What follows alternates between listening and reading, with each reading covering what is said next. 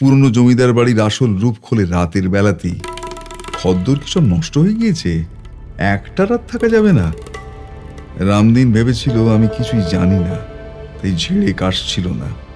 এবার কাশলো, জানালো জমিদার বাড়িতে থাকার অসুবিধে নেই। বাড়িটা পরিত্যক্ত হলেও, বয়স 50 পার করলেও ঠিক পোড়ো বাড়ি বলতে যা বোঝায় তা নয়। থাকলেই থাকা যায়, কিন্তু অসুবিধা এক জায়গায়, বাড়িটা ভূতের বাড়ি।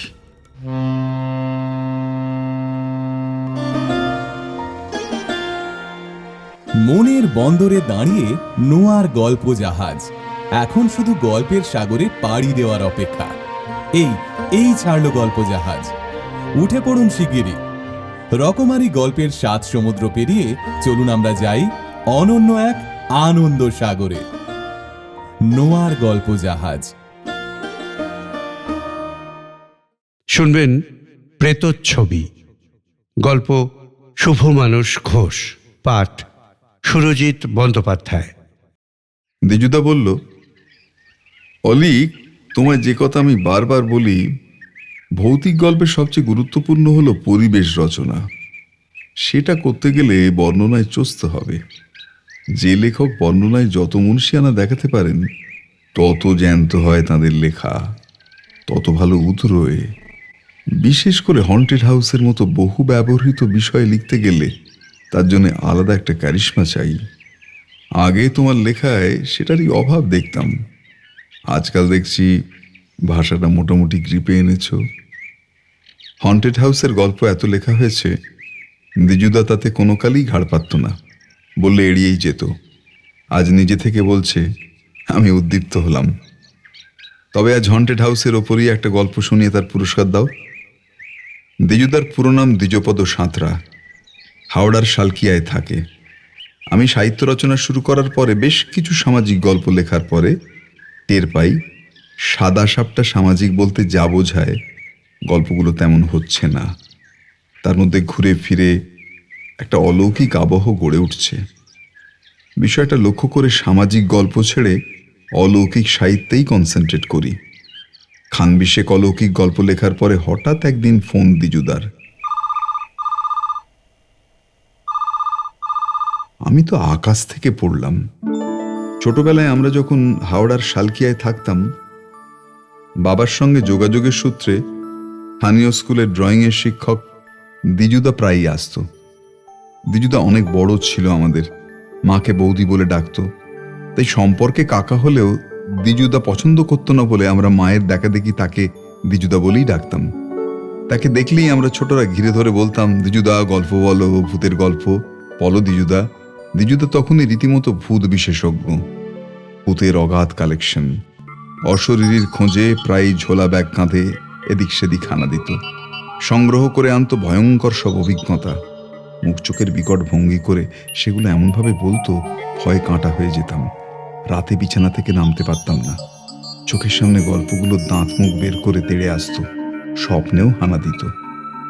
সেই সব গল্পগুলোই নতুনভাবে ঢেলে লিখতে শুরু করি। ভেবেছিলাম দ্বিজুদার পরলোক প্রাপ্তি হয়েছে, কেউ জানতে পারবে না। কিন্তু তার ফোনেই বুঝলাম সে হওয়ার নয়। দ্বিজুদা বহাল তবিয়াতেই বিরাজ করছে। আমার গল্পগুলো পড়ে, নজর করে, গুলে খেয়ে সেগুলোর কি বিশ্রী গতি করেছি শটান মুখের ওপর শুনিয়ে দিল। লজ্জায় মরে গিয়ে তার খবর জানতে চেয়ে আবার চমকালাম। শুনলাম বৌদি সদ্য মারা গিয়েছে। একমাত্র ছেলে ঈশানদাও চাকরি নিয়ে চলে গিয়েছে বাইরে। ফলে শেষ বয়সে একদম একা হয়ে গেলেও দমে নি। ছোটদের নার্ভের জোর বাড়াতে, ভূতের ভয় কাটাতে ও মৃত্যুর পরের জগৎ সম্পর্কে স্পষ্ট ও স্বচ্ছ ধারণা দিতে, জীবনের অভিজ্ঞতা শেয়ার করতে নিয়ম করে তাদের জুটিয়ে বাড়িতে ভূত পেতনির আড্ডাখানা বসায়। শুধু তাই নয়, ঘরে একটা পরলোকের পাঠাগারও গড়েছে। তাতে দেশি বিদেশি ভূতের যাবতীয় গল্প, উপন্যাস, ভৌতিক খবরাখবরের কাটিংস, এমনকি ভিডিও ক্লিপিংসও গুনে গুছিয়ে সাজিয়ে ছোটদের মেম্বার করে নিয়েছে তার। হালে কিছু ভৌতিক অ্যাপারেটাসও তাতে যুক্ত হয়েছে। সেগুলো দেখে যাওয়ার জন্য আমায় আমন্ত্রণ করতে আমি দেরি না করে চলে যাই তার কাছে। সেই শুরু। তারপর থেকে গল্পের টানাটানি হলেই হানা দি দ্বিজুদার কাছে। যেতে যেতে ততদিনে বেশ বুঝেছি কি করে ভৌতিক গল্পে প্রাণ আনা যায়, পাঠকদের চুম্বকের মতো টেনে মক্ষম ধাক্কা দিয়ে তাদের হতবাক করে দিতে হয়। আরও জেনেছি অলৌকিক গল্পে লঘুতা, চটুলতা, ভাঁড়ামি স্থান নেই। ভূতের নৈবেদ্য হলো ভয়।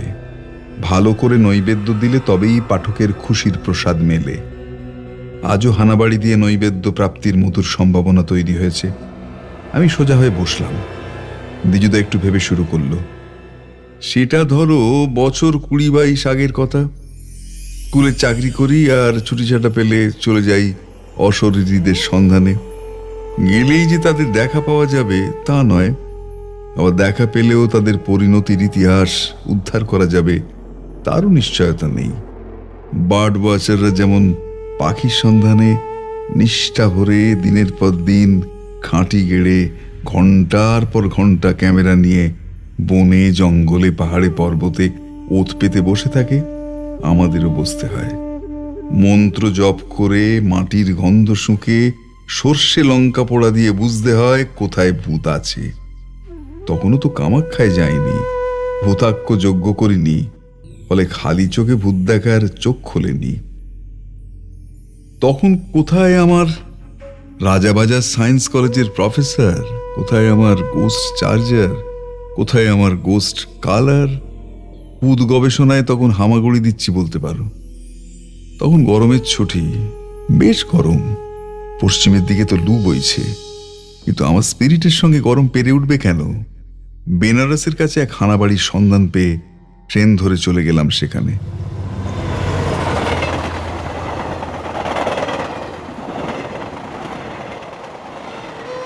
খোঁজ খবর করে জানলাম নামেই বেনারস, সেখান থেকেও একবেলার রাস্তা, তাও সরল সোজা রাস্তা নয়।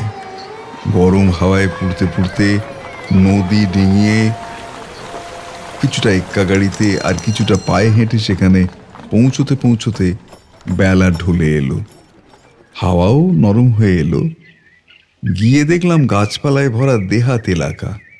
ছোট একটা গ্রাম, কয়েকটা ঝুপড়ি জড়াজড়ি করে দাঁড়িয়ে আছে। আমায় দেখি গ্রামের লোকজন একবারে হৈ হৈ করে দৌড়ে এলো। তারপর বাইরের লোক দেখলে যেমন হয়, ঘিরে দাঁড়িয়ে হাঁ করে গিলতে লাগলো আমায়, আর নিজেদের মধ্যে দেহাতি হিন্দিতে কলর কলর করতে থাকলো। আগেই হোমওয়ার্ক করা ছিল আমার। শুনেছিলাম হানাবাড়িটা ছিল এক লম্পট জমিদারের বাগান বাড়ি। গ্রাম থেকে গরিব ঘরের মেয়েদের ধরে এনে ভোগ করত। পরে ওই বাড়িতেই খুন হয়ে যায় সে। তারপর থেকেই তা হানাবাড়ি হয়ে যায়। লোকজন ভয়ই মারাতো না সে তল্লাট। কিন্তু ওই জমিদার বাড়ির কম্পাউন্ডের মধ্যে ছিল মস্ত এক ইঁদারা। জলের জন্য গ্রামের লোকের সেটাই ছিল একমাত্র ভরসা। তাদের অসুবিধে হয়ে যাচ্ছে দেখে গ্রামের লোকজন সেখানে এক শিব মন্দির গড়ে কয়েকবার করে ভূতযজ্ঞ করার পর ভূতের উপদ্রব কমে বটে, লোকেও জলের জন্য আসা যাওয়া করতে থাকে। তবে তো দিনের বেলাতেই, সন্ধে নামলে এখনো সেখানে কেউ যায় না। দেখলাম ঠিক তাই।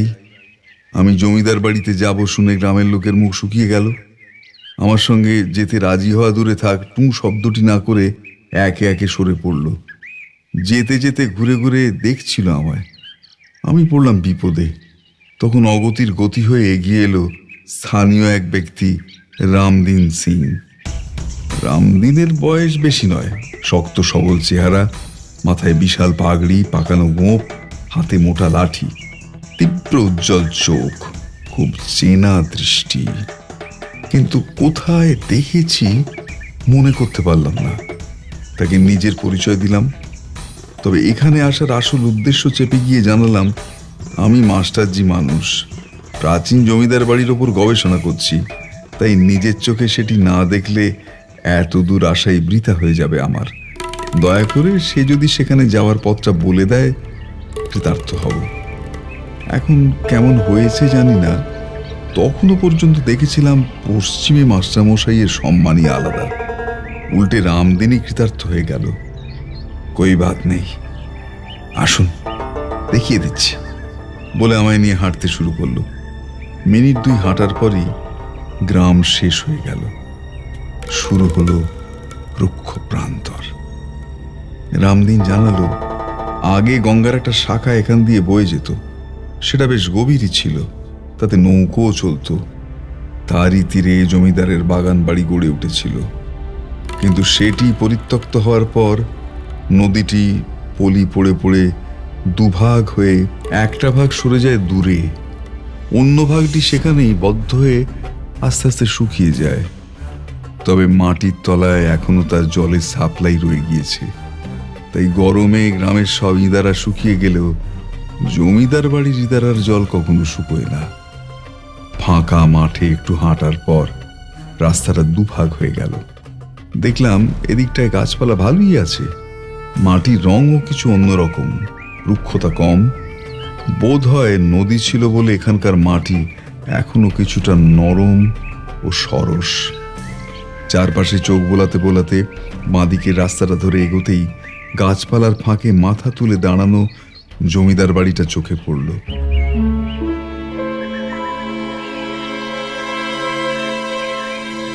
পুরনো হয়ে গেলেও ঠিক পোড়ো বাড়ি বলতে যা বোঝায় তা নয়। হানা বাড়ি হওয়ার পক্ষে খুব একটা ইমপ্রেসিভ চেহারা নয়। রামদিনের সঙ্গে ভাঙা ফটকটা ঠেলে ভেতরে ঢুকে দেখলাম অনেকখানি জায়গা, চারপাশে ঝোপ জঙ্গল হয়ে আছে, সামনে পেছনে বড় বড় গাছ, গাছের ডালে কিচির মিচির করছে অজস্র পাখি। জমিদার বাড়ির এক পাশে শিব মন্দিরের দেখা মিলল, পাশে ইদারায় দড়ি, কপিকল, বালতি সবই আছে। উঁকি মেরে দেখলাম জলের স্তর নেমে গেলেও এই গরমে জল থই থই করছে। দেখে স্নানের জন্য প্রাণ একেবারে আনচান করে উঠল। উৎসাহে ডগমগ হয়ে এবার আমার উদ্দেশ্য আরেকটু স্পষ্ট করলাম। রামদিনকে জানালাম রাতে এখানে থেকে জমিদার বাড়ির ওপর লেখার রসদ সংগ্রহ করব, পরে তা নিয়ে বই লেখার ইচ্ছে আছে আমার। রামদিন বললে, বই লিখবেন ঠিক আছে, কিন্তু এ বাড়ি পরিত্যক্ত, এখানে রাতে কেউ থাকে না, আপনি থাকতে পারবেন না। তার চেয়ে যা দেখার চটপট দেখে নিয়ে চলুন, আমার বাড়িতেই থাকবেন আপনি।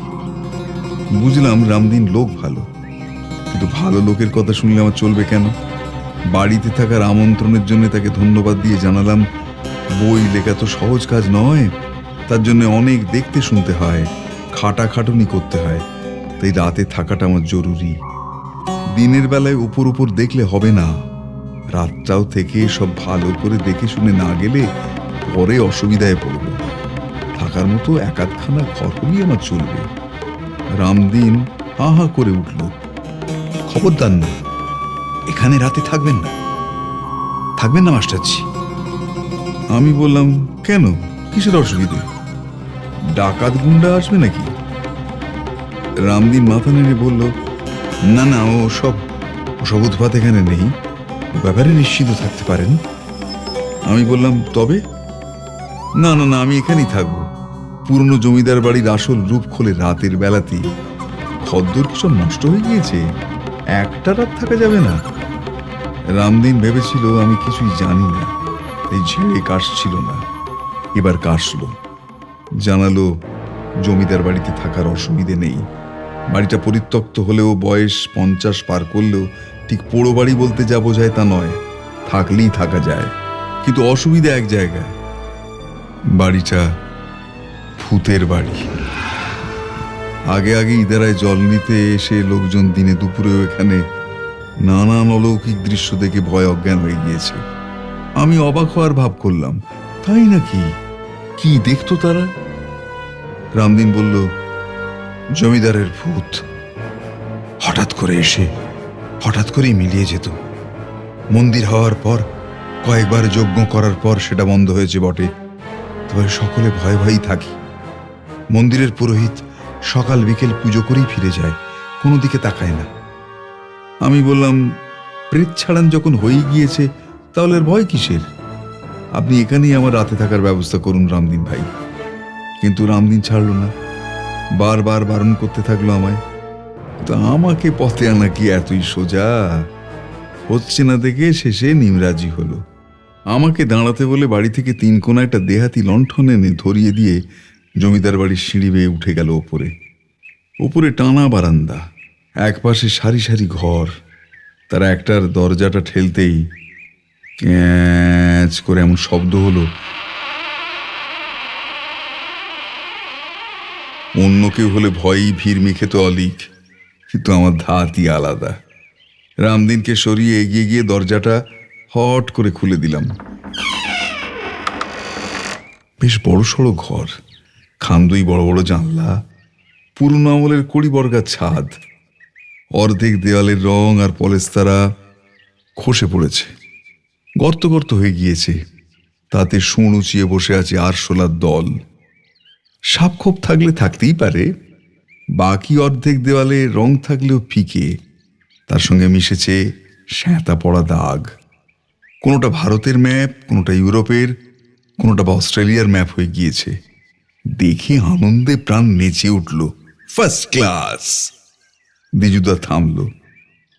কথার মাঝে নাক বাড়ালে দ্বিজুদা রাগ করে, কিন্তু দ্বিজুদা যেমন ভূত সংগ্রহ করতে বেরিয়েছি, আমিও বেরিয়েছি গল্প সংগ্রহ করতে।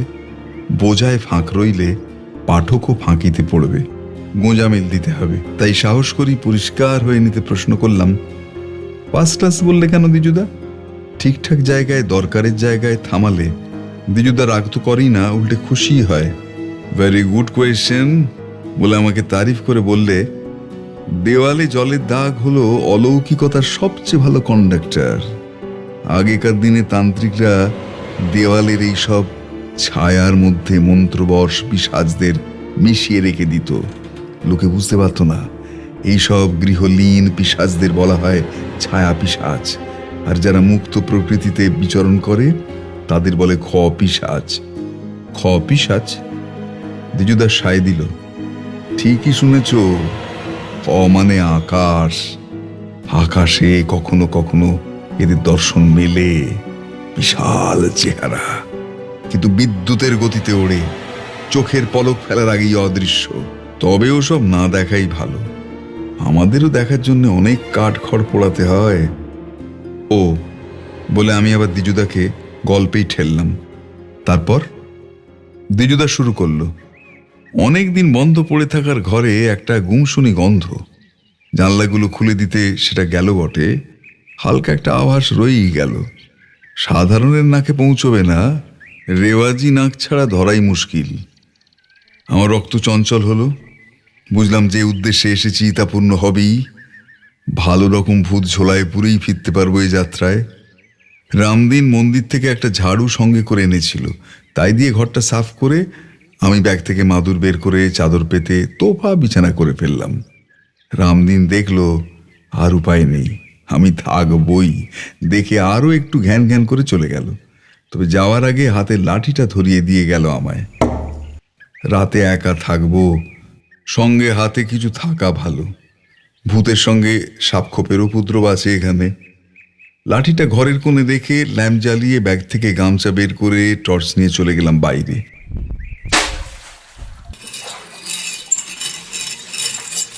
ইদারা থেকে জল তুলে গায়ে ঢালতেই ছ্যাঁক করে উঠল শরীর। বরফের মতো ঠান্ডা জল, গরমে গা চিড়বিড় করছিল, জ্বলছিল। স্নান করে শরীর একদম ফ্রেশ হয়ে গেল। রোদ্দুর পড়তেই প্রকৃতি একটু একটু করে নরম হয়ে উঠছিল। এবার দেখলাম বেশ আরাম হচ্ছে, মনেও ফুর্তি জাগছে। ততক্ষণে অন্ধকার হয়ে গিয়েছে, গাছে গাছে পাখির কলকুঞ্জন আরো বেড়েছে। দেখতে দেখতে আকাশে যেটুকু আলো ছিল মিলিয়ে এলো, ঘন অন্ধকারে ছেয়ে গেল চারপাশ। ঝিঝি পোকার স্বর তীব্র থেকে তীব্রতর হচ্ছিল, তার সঙ্গে জয়েন করলো পোকামাকড়ের ডাক আর গাছের ডালে পাখির ডানা ঝাপটানোর ফটাস ফটাস রব। শুরু হয়ে গেল রাতের খেল, এরপরেই হবে ভূতের খেল। টাইম হয়ে গিয়েছে, জমে যাবে রাত। ঘরে এসে পোশাক বদলে টর্চ নিয়ে বেরিয়ে পড়লাম ভূতের খোঁজে। একটার পর একটা ঘর খুলছি, উঁকি দিয়ে দেখছি ভূতের যদি দেখা মেলে। আমি আর থাকতে পারলাম না, বলেই বসলাম, বাপরে কি সাহস গো তোমার দ্বিজুদা। দ্বিজুদা থেমে গেল। সাহসের কি আছে? ভূত কি ডাকাত না মাফিয়া গুন্ডা? বিনা কারণে তোমার ক্ষতি করবে? ভূতেদের ভ্যালুজই আলাদা। তোমাকে বলেইছি অলিক, একমাত্র যে মানুষ তাকে হত্যা করে তারই ঘাড়ে চাপে ভূত। বাকিদের কাছে যাওয়া দূরে থাক, পাছে লোকে ভয় পায় তার জন্য চট করে দেখাই দেয় না। মানুষের চেয়ে ভূত অনেক ভালো, অনেক সোবার, অনেক শ্রদ্ধেয়। দ্বিজুদা একটু থেমে বড় করে শ্বাস নিয়ে আবার কাহিনীতে গেল। দেখলাম বেশিরভাগ ঘরই নোংরা, জঞ্জালে ভর্তি। কোনো কোনো ঘরে ডাঁই হয়ে আছে সাবেক কেলে ভাঙা ফার্নিচার, কিন্তু একটা ঘর একদম সাফ সুতরো। মেঝেতে এক টুকরো ময়লা পর্যন্ত নেই। খান্দুই খাটিয়া দাঁড় করানো আছে, গন্ধে ভারী হয়ে আছে ভিতরের বদ্ধ বাতাস। যে ঘরে ঠাঁই গেড়েছি সেখানকার রহস্যময় গন্ধ এখানে আরো যেন চড়ে আছে। নিশ্চিতভাবেই বুঝলাম এই ঘরে কেউ থাকে, জমিদারের প্রেতাত্মা। রামদিন যতই বলুক যজ্ঞ করে জমিদারের ভূতকে তাড়ানো গিয়েছে, কিচ্ছু হয়নি। সকলের অলক্ষ্যে এখানেই ঘাপটি মেরে বসে আছে জমিদার। দাঁড়িয়ে ভালো করে গন্ধ শুকে ব্যাপারটা বোঝার চেষ্টা করছি। এমন সময় বাইরে খটাস খটাস করে লাঠির শব্দ হলো। আশেপাশে মানুষের চিহ্ন মাত্র নেই। পাখির কলরব থেমে গিয়েছে। থমথম করছে চারদিক। অন্ধকারে ঘোর সন্দেহজনক ঘরে একা ভূতের খোঁজ করছি। তার মধ্যে লাঠির শব্দ কেমন লাগে ভাবো তো অলিক। তোমরা হলে ওখানেই চোখ উল্টে পড়তে। আমি তাড়াতাড়ি টর্চ নিভিয়ে দিলাম। ভূত হলে লড়ে যাওয়া যাবে, কিন্তু ডাকাত গুন্ডা হলে কিচ্ছু করার থাকবে না। রামদিনের কথায় চোখ বুজে বিশ্বাস করে চলে এসেছি। একেবারে ডুববো। টেনশনে হাতের তালু ভিজে গেল আমার। ঘরের দরজার পাশে দেওয়ালে সেঁটে গেলাম।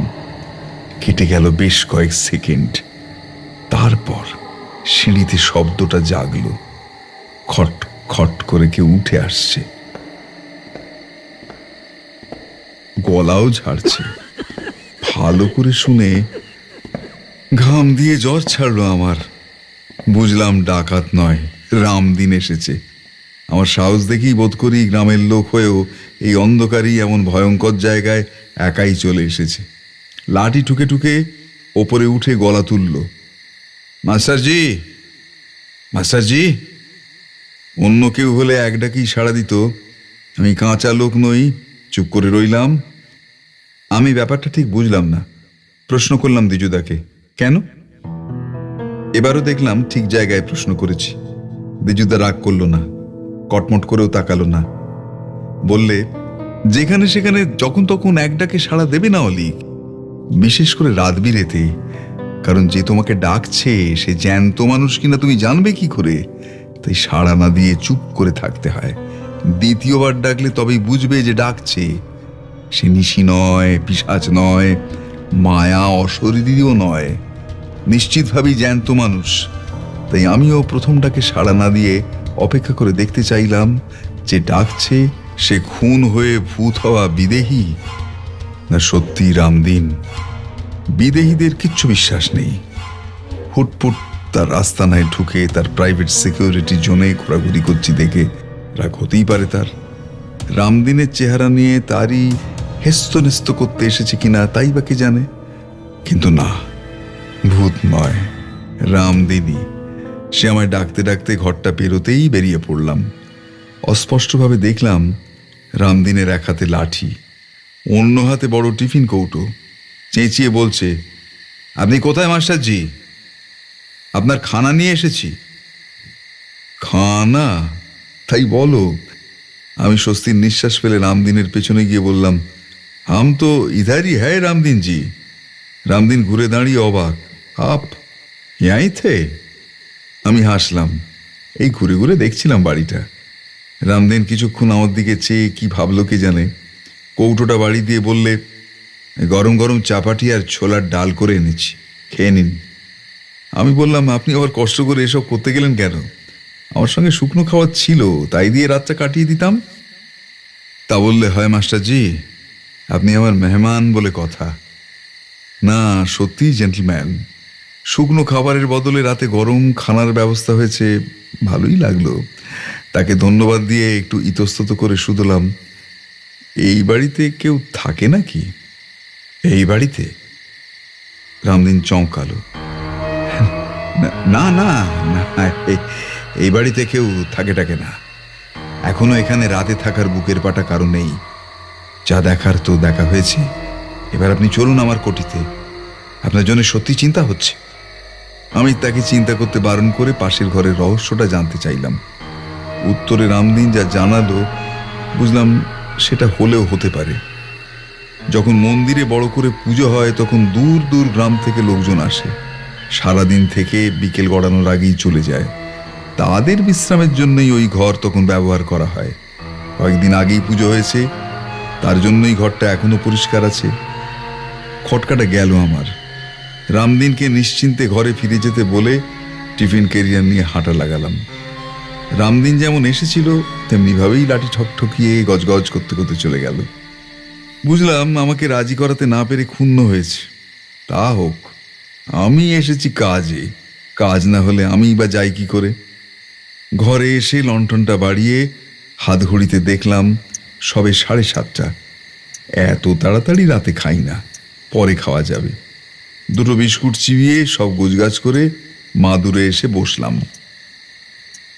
অনেকে বলে প্রেতাত্মা বলে কিছু নেই, কিন্তু তারা আর কি করে জানবে? নেই বলে কিছু নেই পৃথিবীতে, সবই থাকে। ওম যজ্ঞ করলে দেখা দেওয়ার চেহারাটাই শুধু যায়, তারা যায় না। আমি তারই খোঁজ লাগাতে সোজা হয়ে বসে দেওয়ালের দিকে এক দৃষ্টে চেয়ে রইলাম। কিরকম প্রেত জনি জানি না, তার জন্যে কত দূর সাধ্য সাধনা করতে হবে তাও জানি না। এক মনে বিড়বিড় করতে লাগলাম, আয় আয় হায়। দ্বিজুদা থামলো, দেখছে আমাকে। আমি কি বলি জানতে চাইছে।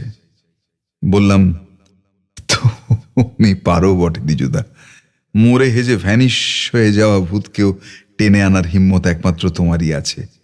দ্বিজুদা জোরে জোরে ঘাড় নাড়ল। কি বললাম তোমায়? কিছুই হারায় না, কিছুই ভ্যানিশ করে যায় না, সবই থেকে যায়। তোমরা ভাবো অতীত মৃত, ভুল। অতীত বর্তমান ভবিষ্যৎ সবই একটাই কালে থাকে, একই ডাইমেনশনের জিনিস। যাবেটা কোথায়? তোমায় একবার বলেছিলাম মনে হচ্ছে, সময় হলো একটা ট্রেন গাড়ি, যে কামরায় চড়েছ সেটা হলো তোমার বর্তমানের মুহূর্ত। ইঞ্জিনের দিকে আগের যে বগিগুলো আছে সেগুলো হলো তোমার অতীত, কামরার পিছনের বগিগুলো হলো তোমার ভবিষ্যৎ। অ্যাক্সিডেন্ট হলে ট্রেনের কামরাগুলো একটার ঘাড়ে আর একটা যেমন চড়ে বসে, সেইভাবে কখনো কখনো ভবিষ্যৎ বর্তমানের ঘাড়ে, বর্তমান অতীতের ঘাড়ে চড়ে বসে। সব হিসেব নিকেশ, সব টাইম জোনের তখন দফা রফা, সময়ের মাথায় তখন বাজ পড়ে। আমি ঘাড় নেড়ে বললাম, তোমাদের ছোটবেলার বুদ্ধিপুর গ্রামে কালবৈশাখী ঝড়ের সময় আমবাগানে একজনের মাথায় বাজ পড়ার একটা ঘটনা আমাকে বলেছ বটে। এখনো লিখিনি, লিখতে গিয়ে দেখছি ঠিক বিশুদ্ধ ভৌতিক গল্প হিসেবে একে দাঁড় করানো কঠিন। সায়েন্স ফিকশন হলে ভালো হয়। দ্বিজুদা অসন্তুষ্ট হলো। কেন? বেশ তো ভূতের গল্প লিখছিলে, হঠাৎ তাতে সায়েন্স ফিকশনের তকমা মারতে যাবে কেন? ভূতের গল্পের সঙ্গে সায়েন্স ফিকশনের স্মেল আর টোন যায় না অলিক। একটা হলো স্মৃতির অংশ, অন্যটা কল্পনার। গল্পটার 12টা বাজাতে চাও? আমি ঠিক বুঝলাম না কি উত্তর দেব, ভেবে পেলাম না, তাকিয়ে আছি। শোনো অলিক, যেটাকে তোমরা সায়েন্স ফিকশন বলো তাতে ফিকশন অংশটা হলো কল্পনা। দ্বিজুদা বুঝিয়ে বলল, কল্পনা ভবিষ্যৎকে নির্মাণ করে, আর ভূত হলো অতীতের প্রজেকশন, সে আমাদের স্মৃতিকেই পুনর্নির্মাণ করে। এটাও আমার বিদ্যায় কুলোল না। বললাম, ভূত স্মৃতির অংশ মানে? দ্বিজুদা বলল, ভূত মানেই তো অতীত, সেটা ঘটে গিয়েছে, ঘটে যাওয়া অংশটাই আমাদের স্মৃতি হয়ে ধরা থাকে, কিন্তু ভবিষ্যৎ তো ঘটেইনি, তাই তাকে জাগাতে গেলে কল্পনার প্রয়োজন হয়। গল্পটা ওভাবে যাবে না, ঝুলে যাবে, বরং অতীতকে ধরেই এগো। স্মৃতি হয়ে ওটা রয়ে গিয়েছে, বাস্তবে এখন না থাকলেও আছে, ঘোরতর ভাবেই আছে। এতকাল পরেও তোমরা টেপ রেকর্ডারে ধরে রাখা স্বামীজির শিকাগো লেকচার শোনো, রবীন্দ্রনাথের কবিতা পাঠ শোনো, সেগুলো যদি আজও থাকে, ভূতও আছে। নিজের ভেতরের গ্রাহক যন্ত্রটাকে আজকালের ভাষায় নেটওয়ার্কটা ম্যাচ করে চালাতে পারলি তোমরাও ফিরিয়ে আনতে পারো তাকে। এই বলে একটু থেমে দ্বিজুদা আবার গল্পে ফিরল। আমিও ঠিক সেটাই করতে শুরু করলাম। দরজা খোলা, বাইরে থেকে মিষ্টি মিষ্টি হাওয়া আসছিল, তাতে লণ্ঠনের শিখাটা কেঁপে কেঁপে উঠছে। পলেস্তারা খসা স্যাঁতা পড়া দেওয়ালে তার ছায়া কখনো বড় হচ্ছে, কখনো ছোট হচ্ছে, আবার কখনো লম্বা জিভ বের করে সারা দেওয়ালটা ঢেকে ফেলছে। ওই ছায়াবাজি হতে হতেই হঠাৎ করেই পোজবাজি হয়ে যাবে, ইতিহাস জ্যান্ত হয়ে যাবে, চালু হয়ে যাবে নির্বাক সিনেমা। দম বন্ধ করে অপেক্ষা করছি, ঠিক তখনই জানলায় একটা আওয়াজ হলো, ধুপ। গেল আমার কনসেন্ট্রেশন ব্রেক করে। ঘাড় ঘুরিয়ে জানলার দিকে তাকালাম। বাইরে একরাশ জমাট অন্ধকার। কিসের শব্দ হলো? কেউ কি দোতলার জানলায় উঠে আমি কি করছি দেখছিল? পা ফসকে পড়েছে নিচে? ডাকাত গুন্ডা নাকি? কিন্তু রামদিন যে বলল এখানে সব বালাই নেই। তবে আমি আসন ছেড়ে উঠে জানলায় গিয়ে বাইরেটা দেখার চেষ্টা করলাম। আকাশের অস্পষ্ট আলোয় গাছপালা ছাড়া আর কিছুই চোখে পড়ল না। টর্চ মেরে নিচেটাও দেখলাম, কাউকেই দেখতে পেলাম না। অবাক হয়ে চেয়ে আছি। হঠাৎ চারপাশ কাঁপিয়ে কি যেন ওয়া ওয়া করে কেঁদে উঠল।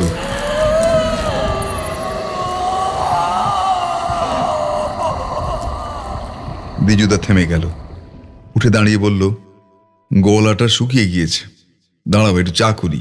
বলেই ভূতের নির্বাক সিনেমা ঝুলিয়ে রেখে এবার নিজের সিনেমা চালালো দ্বিজুদা।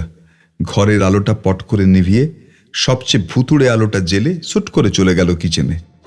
গল্পেরই ভয়াবহ জায়গায় আমাকে এত বড় ঘরে একা ফেলে চলে যেতে গা ছমছম করে উঠল আমার।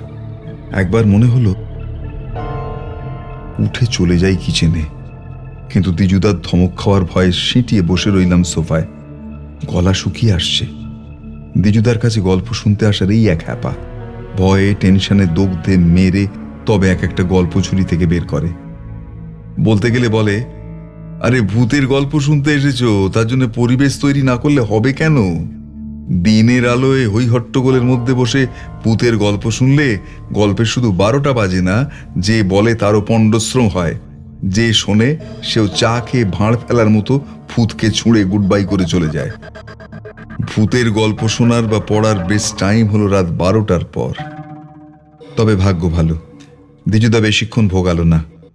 চা হতেই প্লেট হাতে ঘরে এসে সোফায় বসে বলল, অলি কেমন লাগছে বলো? আমি চায়ের কাপে চুমুক মেরে গলা ভিজিয়ে বললাম, জমে গিয়েছে। ওয়া ওয়া করে কে কাঁদছিল দ্বিজুদা? দ্বিজুদা বিরক্ত হলো। কে আবার? শকুন ছানা, ওরা ওভাবেই কাঁদে, শুনলে মনে হয় মানুষ ছানা কাঁদছে। আসলে পৌঁছতে পৌঁছতে সন্ধে নেমে গিয়েছিল তো, দেখিনি বাড়ির পেছনেই ছিল বিশাল বাগান, তাতে অনেক রকম গাছপালা। তারই মগডালে সপরিবারে বাসা পেড়ে বসেছিল শকুনির দল। শ্মশান জঙ্গল ঘাঁটা লোক আমি, শুনেই বুঝে গেলাম ভয় পাওয়ার কিছুই নেই। জানলা থেকে সরে এসে আবার স্থির হয়ে বসে নেটওয়ার্ক জোড়া লাগালাম। তারপর বসে আছি তো আছি। কেটে গেল পাক্কা 10 মিনিট। ছায়া দুলতে দুলতে স্থির হয়ে এলো। দেওয়ালের স্যাঁতা পড়ার দাগগুলো আস্তে আস্তে জ্যান্ত হতে শুরু করলো। চোখের সামনেই ড্রয়িংগুলো বদলে যেতে লাগলো। বদলাতে বদলাতে সেগুলো জমিদারের চেহারার রূপ নিতে থাকলো। প্রথমে মাথা, তারপর বুক আর পেট, শেষে শরীরের নিম্নাংশ। দেখে তো আমারই ভিড়মি খাওয়ার জোগাড়। জমিদারের পা নেই, ডাইনোসরের লেজের অংশ হয়ে গিয়েছে। জমিদার লেজ নাড়াতে নাড়াতে দেওয়ালে স্থির হয়ে থাকা ল্যাম্পের ছায়ার দিকে এগোতে লাগলো। সঙ্গে সঙ্গে ছায়াটা কালো মেঘের মতো পাকাতে শুরু করলো। পাকাতে পাকাতে দেখি একটা মেয়ের চেহারা নিয়েছে। কোমর ছড়ানো এক মাথা চুল মেয়েটার। একটা হাত দেখে মনে হলো কিছুটা শীর্ণ, অন্য হাতে এক গাদা চুড়ি। পায়েও মনে হলো নূপুর। শব্দটাই যা শুনতে পাচ্ছি না, কিন্তু দেখতে পাচ্ছি সে থরথর করে কাঁপছে। কাঁপতে কাঁপতেই হঠাৎ লম্বা হয়ে উঠে গেল ঘরের ছাদে, সেখান থেকে ছিটকে গেল পিছনের দেওয়ালে, তারপর এ দেওয়ালে সে দেওয়ালে তার ছায়া ঘুরপাক খেতে লাগলো। পতঙ্গলোভী মাকড়সার মতো দেওয়ালের দাগ ছুটতে লাগলো তার পিছন পিছন। শ্বাস চেপে চেয়ে আছি আর ভাবছি কি হয় কি হয়। ঠিক তখনই আবার বাধা। বাইরে শিব মন্দির থেকে টুং করে ভেসে এলো ঘন্টার শব্দ। নির্জন রাতে ভূতের বাড়ির মন্দিরে কি রে বাবা, সন্ধে হলে লোকে নাকি তার কাছে ভেড়ে না। না, এ দেখছি সত্যি গোলমেলে জায়গা। ভাবতেই খেল খতম। ছায়া যেমন ছিল তেমনই হয়ে গেল। দুলছিল, কাঁপছিল, কাঁপতে লাগলো, দুলতে লাগলো। বুঝলাম ছায়া ছবির দফা রফা হয়েছে। আমি ব্যস্ত হলাম।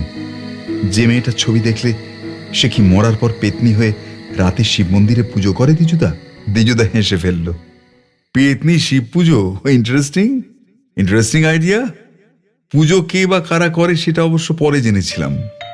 ডাকাত? অনেক আইডিয়া কাটিয়েছ, দয়া করে চুপ করো। যে ভয়টা করছিলাম সেটাই হলো। দ্বিজুদা লাগালো ধমক। তোমার এই হাঁক পাকানি দেখলে মাথা গরম হয়ে যায় অলিক। তুমি ভূতের গল্প শুনতে এসেছো না তার সারাংশ? তুমি স্কুলের ছেলে না আমি স্কুলের মাস্টারমশাই? আমি বিব্রত হলাম। ঠিক আছে ঠিক আছে, তুমি তোমার মতো করেই বলো। হ্যাঁ, একদম বিরক্ত করবে না। দ্বিজুদা আমাকে সতর্ক করে শুরু করলো। যাই হোক, কাজের সময় ডিস্টার্ব করলে কার মাথা ঠিক থাকে বলো তো? ধূপধাপ টুংটাং শুনে মেজাজ গেল বিগড়ে। রেগে মেগে উঠে দরজাটা ঠাস করে দিয়ে লাঠিটা এনে পাশে রেখে আবার আসনে বসলাম। ডাকাত গুন্ডা যাই আসুক, দেখলেই সোজা চালিয়ে দেব। তারপর ভালোই ভালোই কাজ মিটলে কিসের আওয়াজ তার খোঁজে বেরোবো। এই ভেবে দেওয়ালের ছায়ার দিকে চেয়ে আবার মন্ত্র পড়তে শুরু করলাম। দরজাটা দিতেই দেওয়ালের ছায়া নড়াচড়া বন্ধ করে স্থির হয়ে গিয়েছিল। বাইরে থেকে হাওয়া আসছিল, তাও বন্ধ হয়ে গিয়েছে। গরম লাগছিল, কষ্ট হচ্ছিল, কেয়ারই করলাম না। চেয়ে আছি তো চেয়ে আছি। চেয়ে থাকতে থাকতেই এবার দেখলাম বদ্ধ ঘরেই ছায়া আবার কাঁপতে শুরু করেছে। একটু আগে যে মেয়েটাকে দেখেছিলাম সে ফিরে এসেছে। ইন্টারভেলের পর আবার শুরু হয়েছে ছবি। দেওয়ালে জমিদারের ড্রয়িংও জীবন্ত হয়ে উঠেছে।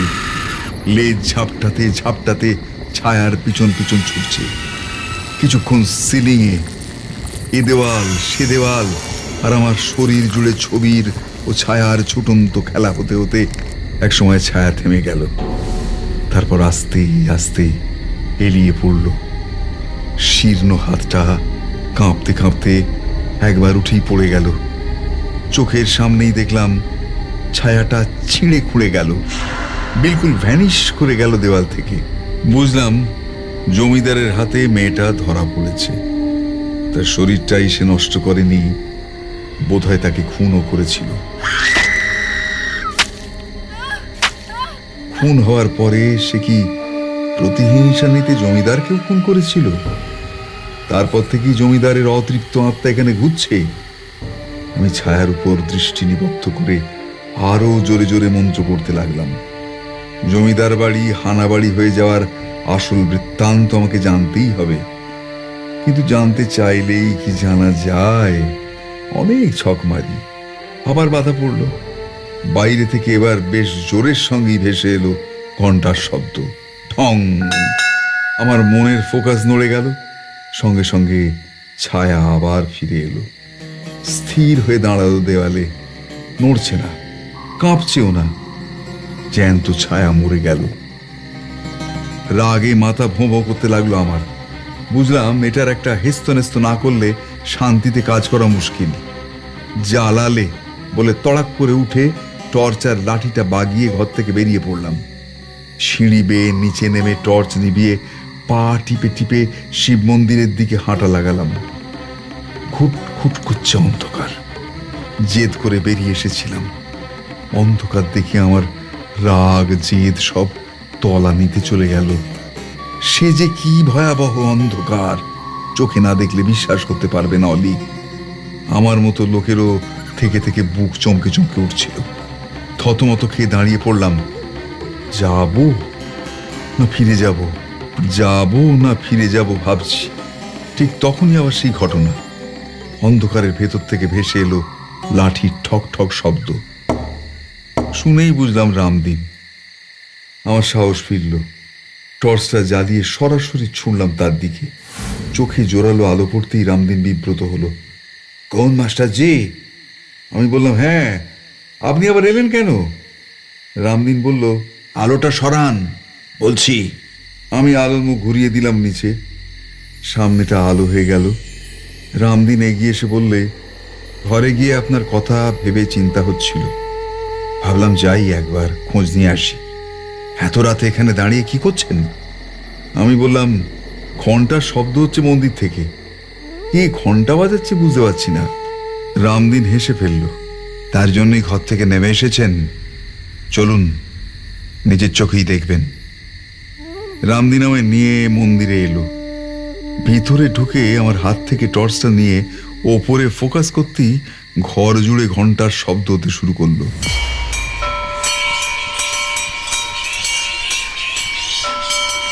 বড় ছোট নানান সাইজের ঘন্টা থেকে নানান রকম আওয়াজ হচ্ছে। মন্দির জুড়ে আরতি শুরু হয়ে গেল। যার আরতি করছিল আমার কানের পাশ দিয়ে, মাথার উপর দিয়ে স্যাট স্যাট করে উড়ে পালাতে লাগলো। অনেক অনেক ম্যাজিক দেখেছি, এমন ম্যাজিক তো বড় একটা দেখিনি। আমি মুখ ঢেকে ফেললাম।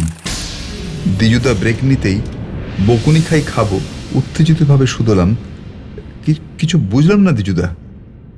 কারা আরতি করছিল মন্দিরে? কারা আবার? চামচিকের দল। মন্দিরের ছোট বড় ঘন্টার দড়িতে ঝাঁক বেঁধে বসে থাকে তারা। মাঝে মাঝে এক একটা উড়ান দিয়ে জায়গা বদলাচ্ছিল, তাতে দড়ি কেঁপে উঠে ঘন্টা বাজিয়ে দিচ্ছিল। ঘরে বসে সেই শব্দই শুনে বেরিয়ে এসেছিলাম। আমার তাক লাগলো, ভারী অদ্ভুত তো। আর ধূপ শব্দ, সেটাও কি তাই? ও তো আম পড়ার শব্দ। রামদিনই জানালো, পিছনে বিশাল আম বাগান, কাঁচা পাকা আমে ভরে গেছে গাছগুলো। রাতে সেগুলো খেতে আসে বাদুড়ের দল, টানাটানিতে এক আধটা খসে পড়ে। ঘরে বসে তারই শব্দ শুনেছিলাম। আমার নিঃশ্বাস সরল হলো। বাঁচালে? দ্বিজুদা বললে, আমিও তাই ভেবেছিলাম, বেঁচেছি। সব শুনে ও বলে স্বস্তির শ্বাস ফেলে রামদিনকে চিন্তা করতে বারণ করে বললাম ঘরে ফিরে যেতে। কিন্তু রামদিন এবার আর কথাই শুনল না। জেদ ধরে বসলো, রাতটা যদি নেহাতি থাকি আমি, তাহলে সেও থাকবে। আমি না না করতে থাকলাম, কিন্তু যখন দেখলাম লোকটা নেহাতি না ছোড়, ভাবলাম যা দেখার এক প্রস্তুত দেখাই হয়ে গিয়েছে, রাজি হয়ে গেলাম। সিঁড়ি ভেঙে ওপরে এসে তাকে ঘরে এনে বসিয়ে জমিদার বাড়ির ইতিহাসটা জানতে চাইলাম। নিজের চোখে দেখব ভেবেছিলাম, সেটা যখন হচ্ছে না, বাধা পড়েছে, তখন রামদিনই ভরসা। কিন্তু রামদিন এত সহজে পথে আসার বান্দা নয়। সেদিকে না গিয়ে অন্য প্রশ্নে গেল। খাওয়া দাওয়া হয়েছে মাস্টারজি? আমি বললাম, এই খাবো। আপনি খেয়েছেন? আমাদের খাওয়া সকাল সকাল হয়ে যায়, খেয়েই এসেছি, আপনি খেয়ে নিন। আমি ঘাড় নেড়ে আবার তাকে আসল প্রসঙ্গে টানলাম। এইমাত্র যাকে দেখেছি সেই মেয়েটির কথা বলে তার পরিচয় জানতে চাইলাম। রামদিন চেয়ে রইল, তাও মুখ খুলছে না। আমি আবার টোকা দিলাম, ওই নুলো মেয়েটিকে কি জমিদার খুন করেছিল? এতক্ষণে মুখ ফুটল। চমকেই উঠল রামদিন। মেয়েটি নুলো কি করে জানলেন? আমি বানিয়ে বললাম, জমিদার বাড়ির ইতিহাস পড়েই জেনেছি। মেয়েটার কি কোমর ছাড়ানো লম্বা চুল ছিল? রামদিন ঠিক ঠিক বলে উত্তেজিত হয়ে গল গল করে সব বলে ফেলল। জানালো মেয়েটির নাম ছিল সারসাথিয়া। তাদের গ্রামের লোহার অর্থাৎ কামার কিষানের বউ ছিল সে। গরিব ঘরের মেয়ে, ছোটবেলা থেকে পোলিওতে একটা হাত নুলো হয়ে গেলেও সে ছিল অপূর্ব সুন্দরী। জমিদারের লালসার শিকার হয়ে মারা গেলে একদিন রাতে কিষান জমিদারের বাড়িতে ঢুকে জমিদারকে খুন করে পালানোর সময় ধরা পড়ে যায়।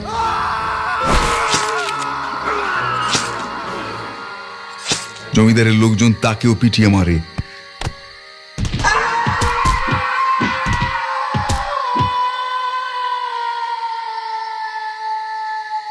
তারপর থেকেই বাগান বাড়িটা হানা বাড়ি হয়ে যায়।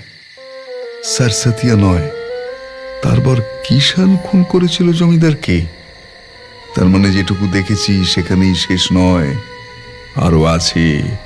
তাও নিজের চোখে দেখার জন্যে মনটা অস্থির হয়ে উঠল।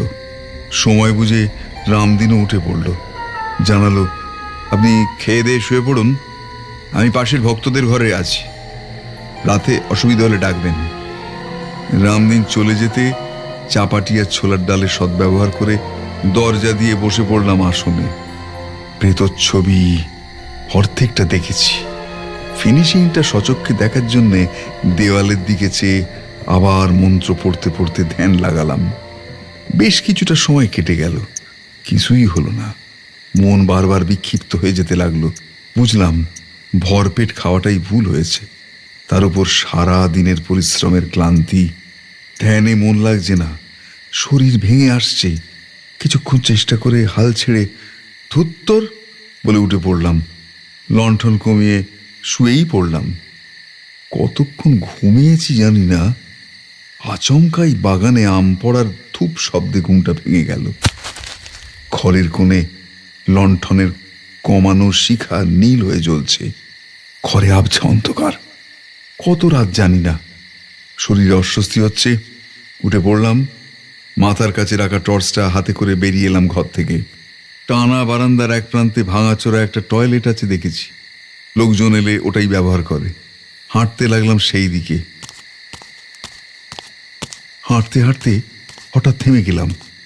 শরীরের সমস্ত স্নায়ু এক ঝটকায় টান টান হয়ে গেল, চোখ থেকে ছুটে গেল ঘুমের ঘোর। পাশের ঘর থেকে গলার শব্দ ভেসে আসছে। একটা গলা নয়, দুটো গলা, আদরে, সোহাগে, ভালোবাসায় মাখামাখি গলা। সঙ্গে আনন্দের সঙ্গে সঙ্গত করছে চুড়ি ও নুপুরের ঝমঝম ঠুনঠুন শব্দ। সরসতিয়া, সরসতিয়া। শুনেই বুঝলাম যে ধারণা করেছিলাম সেটাই ঠিক। যজ্ঞ করেও প্রেতিনী যায়নি, আছে, তার প্রেতকে নিয়ে বহাল তবিয়াতেই আছে। প্রেতের গলা শুনেই বুঝলাম চেনা গলা, রামদিন। আমি সোফা থেকে লাফিয়ে উঠলাম। রামদিন? দ্বিজুদা ঘাড় নাড়ালো। ঠিক তাই, পরে জেনেছিলাম রামদিনের বেশে যাকে দেখেছিলাম সে আসলে ছিল সরসতিয়ার বর কিষান। আমাকে রামদিন বলে পরিচয় দিয়েছিল। জমিদার তার জীবনের সমস্ত সুখ, সমস্ত স্বপ্ন ভেঙে চুরমার করে দিয়েছিল। তাই যজ্ঞের ঠেলায় জমিদার ভাগলেও আশ্চর্য ভালোবাসার শক্তিতে তারা রয়ে গিয়েছে সেখানে। রোজ রাতে তারা আনন্দের সঙ্গে মিলিত হয়। আমি এসে পড়ায় তাদের অসুবিধা হয়ে গিয়েছিল। রাতে আদর মিলন যাতে নির্বিঘ্ন হয় তার জন্যই আমাকে এখানে রাতে থাকতে বারণ করছিল। অন্ধকারের মধ্যেও বারবার ঘুরে ঘুরে আসছিল। এমনি এমনি কি প্রথম দেখেই তার দৃষ্টিটা চেনা চেনা টেকেছিল। অশরীরীদের সঙ্গে ঘর করা পাকা লোক আমি। ভূতের চোখের দৃষ্টি কেমন হয় আমার চেয়ে কে ভালো জানবে অলিক? আমার সব জিজ্ঞাসার অবসান হতে রইল পড়ে মাদুর, রইল পড়ে বিছানা। অশরীরীরা মিলনে বাধা পড়লে ভয়ঙ্কর হয়ে ওঠে। তখন তারা আচ্ছা আচ্ছা ক্ষমতাবান লোককেও নিকেশ করে দেয়। উত্তেজনার মুখে পাছে সেই ভুলটা করে বসি। দরজা ঠেলে উঁকি মারার দিকেও গেলাম না।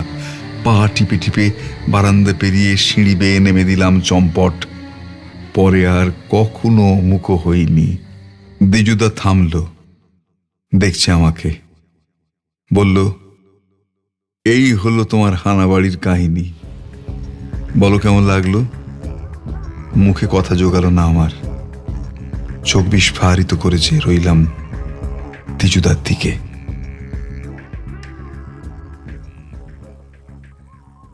এইরকম আরও গল্প শুনতে সাবস্ক্রাইব করুন নোয়া গল্প জাহাজ, প্রেস করুন বেল আইকন।